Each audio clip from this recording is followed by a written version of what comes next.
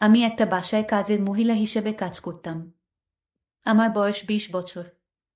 আমি দেখতে সুন্দরী ছিলাম। আমি যে বাড়িতে কাজ করতাম সে বাড়িতে একটা ছেলে ছিল। তার নাম স্বপন। সে ইন্টারে পড়ত। একদিন সেই ছেলেটি আমায় কিছু টাকার লোভ দেখিয়ে ঘরে বন্দি করে ফেলে। তারপর আমার সাথে যা ঘটেছিল সেটা শুনলে তোমাদের মাথা ঘুরে যাবে। তাহলে আসল ঘটনাটি বলি। আমাদের বাসার কাজের মহিলা হুট করে একদিন বলল কাজ ছেড়ে দিবে। প্রায় 3.5 বছরের কিছু বেশি সময় ধরে সে আমাদের বাসায় কাজ করছে। তার কাজ ছিল খুবই ভালো, তাকিয়ে থাকার মতো। আমরা তাকে আন্টি ডাকতাম। কাজ ছেড়ে দেওয়ার কারণ হলো সে পরিবার সহ ঢাকা শহর ছেড়ে নিজের দেশের বাড়ি কিশোরগঞ্জ চলে যাবে। হুট করে নতুন কাজের মহিলা কোথায় পাবে এ নিয়ে আম্মু খুব টেনশনে পড়ে গেল। কারণ এখন 80% মহিলারাই গার্মেন্টসে চাকরি করছে। বাসা বাড়ির কাজের চেয়ে গার্মেন্টসের কাজে তাদের আয় বেশি হয়। আম্মু টেনশন শুনে কাজের আন্টি বলল সে নিজেই তার পরিচিত একজনকে জোগাড় করে দিবে। আম্মু কিছুটা নিশ্চিন্ত হলেও পুরোপুরি ভরসা করতে পারল না। সবার কাজ তো আর পরিপাটি নয়। তাই আন্টিকে বলল তিনি কাজ ছাড়ার আগেই যেন একদিন সেই মেয়েকে নিয়ে আসেন।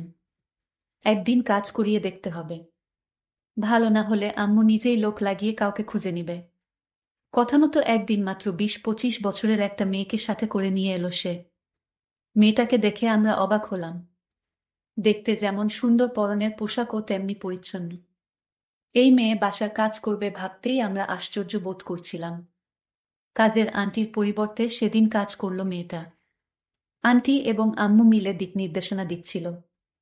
কাজ শেষে তাদেরকে চা বিস্কুট দেওয়া হলো। খেতে খেতে মেয়েটাকে পরিচয় করিয়ে দিচ্ছিল আন্টি। সে বলল তারা যেখানে থাকে সেখানেই মেয়েটা তার একমাত্র ছেলের সন্তানকে নিয়ে ভাড়া এসেছে। নতুন এসেছে এই এলাকায়।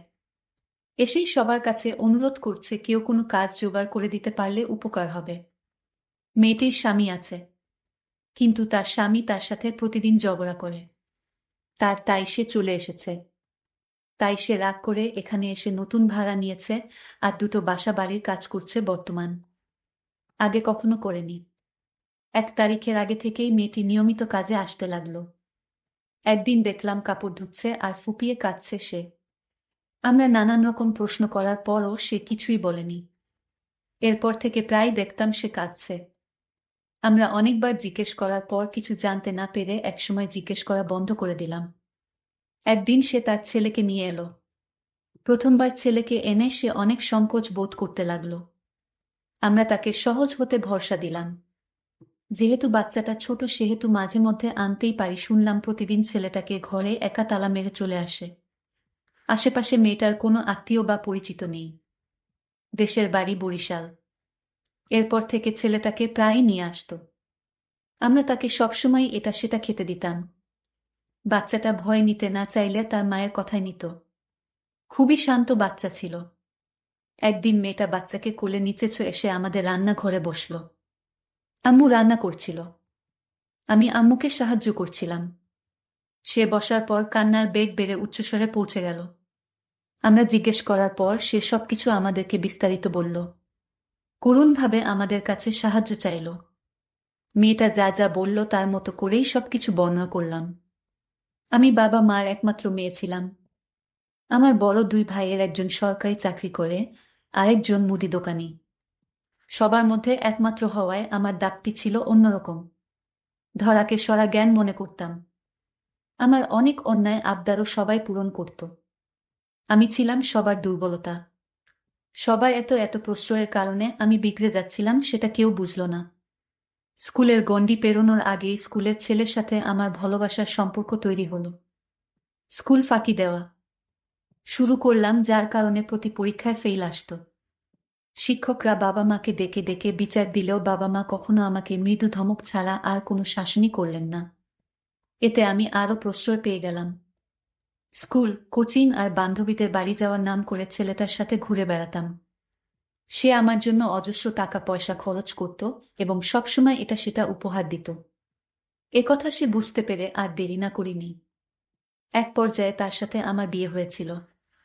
বিয়ে হওয়ার পর তার চরিত্র সম্পর্কে জানতে পারি। তার আচার আচরণ ভালো ছিল না। তার সাথে আমার 6 মাস সংসার ঠিকই ছিল। এক পর্যায়ে তার কাছে থেকে আমি অবহেলা পেতে থাকি। আমাকে সে কোনো মূল্য দেয় না, আগের মতো সম্মান করে না। তার মিষ্টি কথা, টাকা খরচ, করুণ আবদার শুনে আমি জ্ঞানশূন্য হয়ে গেলাম। আমি ভেবেছিলাম তার সাথেই সারা জীবনটা কাটিয়ে দিব, কিন্তু তার আর আমার কপালে ছিল না। আমার তার সাথে আমার ঝগড়া লেগেই থাকত। সে আমার কোনো কথাই শুনত না। শেষে বুঝতে পারলাম তার সাথে সারা জীবনটা কাটানো আমার পক্ষে আর সম্ভব না। আমার এক ছেলে সন্তান ছিল। আমি তাকে নিয়ে এ বাড়ি থেকে চলে আসলাম সারা জীবনের জন্য। আমি তাকে ডিভোর্স দিতে বাধ্য হলাম। বাবার পারিবারিক অবস্থাও তেমন ভালো না। বাবা বর্তমানে অসুস্থ।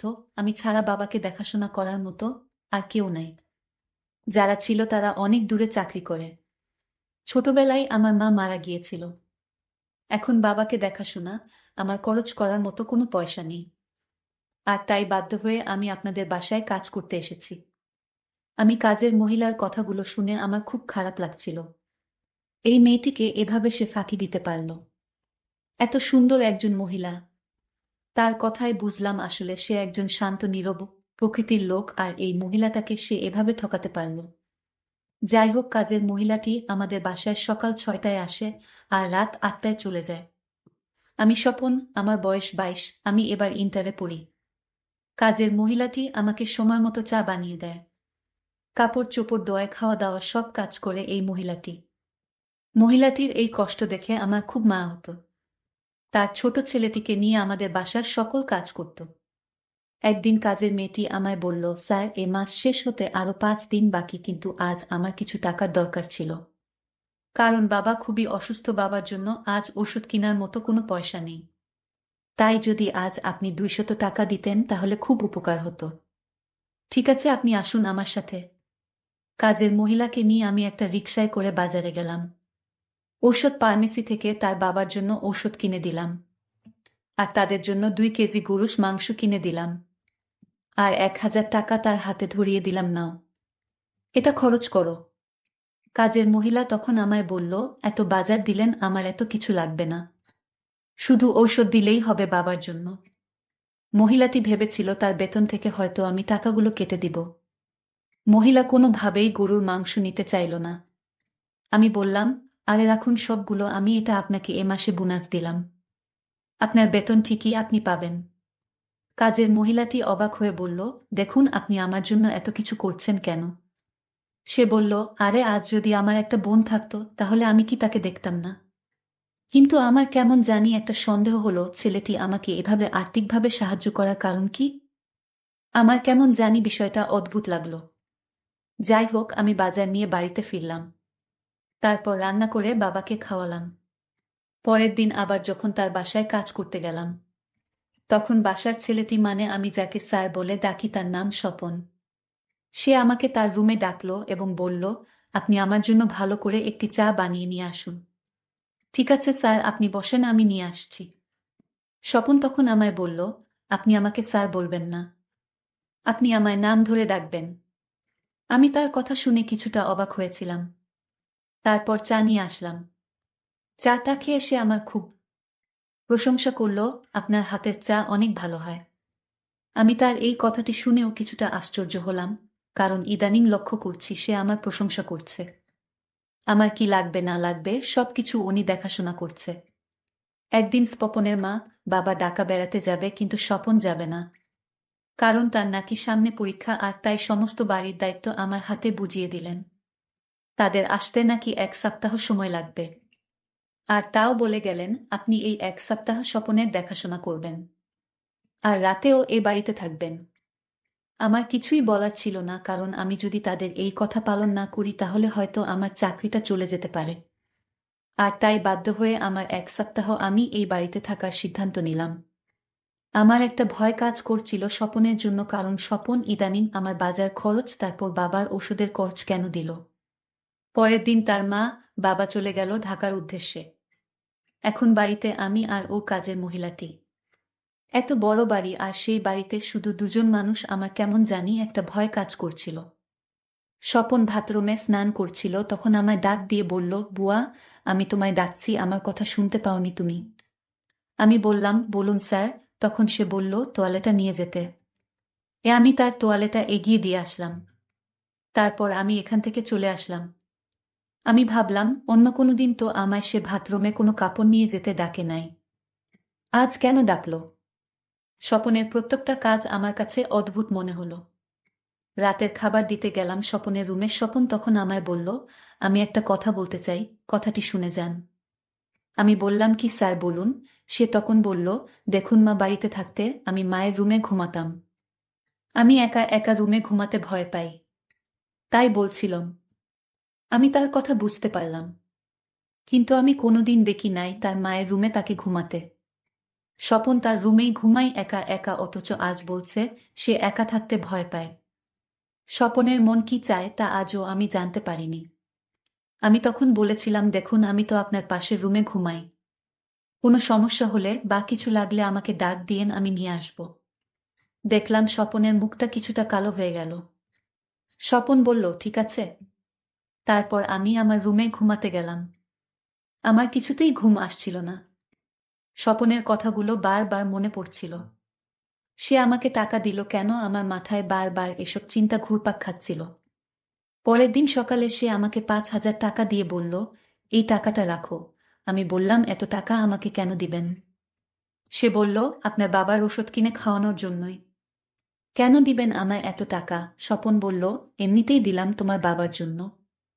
আমি বলেছিলাম, আপনার টাকা দেওয়ার পিছনে কোনো স্বার্থ আছে। সে বলল, আরে আপনি কি বলছেন? আমার আবার কি স্বার্থ?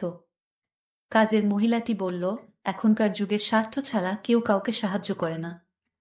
আরে আপনি টাকাগুলো রাখেন তো। কাজের মহিলাটি বলল, আমি মানুষের বাড়িতে কাজ করি, সংসার চালাই, কিন্তু কারো দয়া আমার পছন্দ না। আপনার টাকা আপনার হাতেই রাখুন। স্বপনের মনটা অনেক খারাপ হয়ে গেল। আমি তাকে তার বাবার জন্য ঔষধ কিনার টাকা দিলাম, আর সে কিনা আমাকে সন্দেহ করেছে। স্বপন আসলে আমার কাছে কি চায় আমি এটা ভেবে পাচ্ছি না। একদিন তাকে পরীক্ষা করার জন্য আমি তাকে বললাম, ঠিক আছে আপনার টাকা ফিরিয়ে দিয়েছি বলে আপনি আমার প্রতি রাগ করছেন। ঠিক আছে আপনার টাকাগুলো দেন, আমি নিব। স্বপন তখন খুশি হয়ে বলল, আমি নিজেকে ধন্য মনে করতে পারলাম আপনাকে সাহায্য করে। কাজের মেয়েটি বলল, আপনি বলেছিলেন আপনি ঘরে একা থাকতে ভয় পান। আজ আমি আপনার ঘরেই থাকব। সে আরো খুশি হলো। আমার কাছে মনে হলো সে যেন আকাশের চাঁদ খুঁজে পেয়েছে। সে এতটাই খুশি হয়েছিল। আমি আজ তাকে পরীক্ষা করার জন্যই তার ঘরে থাকতে রাজি হলাম। আমি নিচে একটা চাদর বিছিয়ে শুয়ে পড়লাম। স্বপন তখন বলল, আরে আপনি নিচে শুইতেছেন কেন? কাটে শুন। সে বলল, না আমি কাজের মানুষ, আমাকে নিচেই মানায়। আমি নিচে থেকে আমার অভ্যাস আছে। আমি তারে এত করে বললাম, সে আমার কোনো কথাই শুনল না। নিচেই শুয়ে পড়ল। কাজের মহিলাটি কিছুক্ষণ পর নাক ডেকে ঘুমাচ্ছিল। আমি ভেবেছি সে সারাদিন কাজকর্ম করে ক্লান্ত হয়ে গেছে, আর তাই সে ঘুমিয়ে পড়ল। কিন্তু কে জানতো কাজের মহিলাটি ঘুমের ভান করে শুয়ে আছে। আমি কাঠ থেকে নামলাম। নেমে ধীরে ধীরে দরজা দিকে গিয়ে রুম থেকে বের হয়ে গেলাম এবং বাহির থেকে দরজা লক করে দিলাম। তারপর এই দিকে কাজের মহিলাটি বুঝতে পারল স্বপন রুম থেকে বের হয়ে গেছে। আর তাই সে বিছানা থেকে উঠে দরজার কাছে গিয়ে বলল, আপনি আমায় এভাবে ঘরে বন্দি করছেন কেন? একটু পরে জানতে পারবে। হঠাৎ দেখলাম একটা দাড়িওয়ালা, মাথায় টুপি পরা, মনে হয় কোনো ধার্মিক লোক। স্বপন বলল, দেখুন তো ওনাকে চিনেন কিনা। আমি তাকে ভালো করে লক্ষ্য করলাম। সে আর কেউ না, আমি যাকে ডিভোর্স দিয়েছিলাম, সে মানে আমার সাবেক স্বামী। আমি বললাম, উনি এখানে আসলেন কেন? স্বপন তখন বলল, দেখুন ও আমার বন্ধু ছিল, ও আগে খারাপ ছিল, এখন সে ভালো হয়ে গেছে। ওর ভুল বুঝতে পেরেছে, আর তাই আপনার কাছে ক্ষমা চাইতে এসেছে। আর আপনার ছেলেকে একবার দেখতে চেয়েছে। স্বপন বলল, আমার কোনো বোন নেই, তাই এই বাসায় আসার পর আপনার কষ্ট দেখে আমার সহ্য হচ্ছিল না।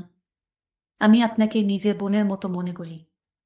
এর আগে আপনাকে আমি বাজার খরচ দিয়েছিলাম, সেটা আমার টাকা ছিল না। আমার বন্ধু আমার পা ধরে বলল, তোর বাসায় আমার স্ত্রী কাজ করে, এটা দিয়ে কি আর সংসার চলে? আর তাই সে আমাকে টাকা দিয়েছিল যেন টাকাগুলো আপনাকে দেই। আর তাই আমি আপনার স্বামীকে খুঁজে বের করি এবং পরে জানতে পারি সে আমার ক্লাসমেট, আমার বন্ধু। আপনি তাকে ডিভোর্স দেওয়ার পর থেকে সে অসুস্থ হয়ে পড়ে। আর সে বুঝতে পারে যে কাউকে কষ্ট দিলে আল্লাহ তাকে ছাড়েন না। হয়তো আপনাকে কষ্ট দেওয়ার কারণে আজ আমার বন্ধুর এই অবস্থা। সে এখন ৫ ওয়াক্ত নামাজ আদায় করে। আপনি আমার বন্ধুকে ক্ষমা করে দিন। এসব শোনার পর আমি আর নিজেকে ধরে রাখতে পারি নাই। আমি হাউ-মাউ করে কান্না করে দিলাম এবং তাকে ক্ষমা করে দিলাম। আজকের গল্পটি কেমন লাগলো তা অবশ্যই কমেন্ট করে জানাবেন। ধন্যবাদ।